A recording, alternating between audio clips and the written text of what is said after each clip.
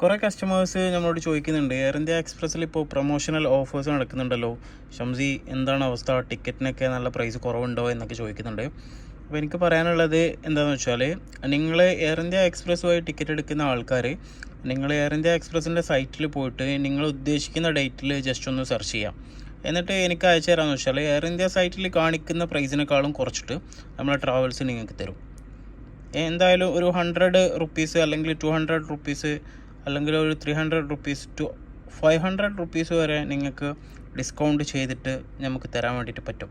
അപ്പോൾ നിങ്ങൾ ഓഫേഴ്സ് നിങ്ങൾ ഉദ്ദേശിക്കുന്ന ഡേറ്റിൽ എയർ ഇന്ത്യ എക്സ്പ്രസിൻ്റെ സൈറ്റിൽ ഉണ്ടോ എന്ന് നോക്കിയിട്ട് നമ്മളോട് പറഞ്ഞാൽ മതി. കുറേ ആൾക്കാർ മെസ്സേജ് അയക്കുന്നുണ്ട്, ഈ ഡേറ്റിൽ ഓഫേഴ്സ് ഉണ്ടോ ചെക്ക് ചെയ്യോ എന്നൊക്കെ ചോദിച്ചിട്ട്.